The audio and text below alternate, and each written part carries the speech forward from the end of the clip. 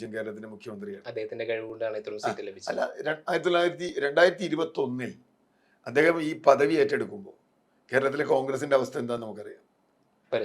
21 സീറ്റുള്ള കോൺഗ്രസ്, 21 സീറ്റുള്ള കോൺഗ്രസ് എന്ന് മാത്രമല്ല, കോൺഗ്രസിൽ തന്നെ വലിയ തർക്കങ്ങൾ, അതിനു മുമ്പുള്ള ഗവൺമെന്റിനെതിരായ പോരാട്ടം ശക്തമായിരുന്നില്ല, അതുകൊണ്ട് പ്രതിപക്ഷ നേതാസ്ഥാനം മാറുന്നു. യഥാർത്ഥത്തിൽ ചെന്നിത്തലയുടെ കുഴപ്പം കൊണ്ട് മാത്രമല്ല ആ തെരഞ്ഞെടുപ്പിൽ തോറ്റത്, മറ്റു പല സാഹചര്യം, കോവിഡ് അടക്കമുള്ള പല സാഹചര്യങ്ങളും ഉണ്ട്. ഇതൊക്കെ ഉണ്ടെങ്കിലും പ്രതിപക്ഷ നേതാവ് എന്ന അർത്ഥത്തിൽ ചെന്നിത്തലയ്ക്കും താല്പര്യം മുമ്പോട്ട് പോകാൻ കഴിയില്ല.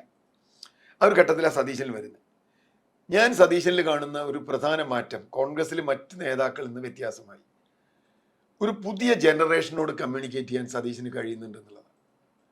പരമ്പരാഗത കോൺഗ്രസിന്റെ ചട്ടക്കൂട് നിന്നുകൊണ്ട് ഗ്രൂപ്പ് കളിച്ച് അവരെ കൂട്ടി ഇവരെ കൂട്ടി അങ്ങോട്ട് കൂട്ടി ഇങ്ങോട്ട് കൂട്ടി നിൽക്കുന്നതിന് പകരം ഒരു പുതിയ ജനറേഷന്റെ ലാംഗ്വേജ് സതീശനുണ്ട്. ഇപ്പൊ ചെന്നിത്തലയ്ക്കില്ല, ഈവൻ കെ സി വേണുഗോപാലിന് ആർക്കും ഇല്ല.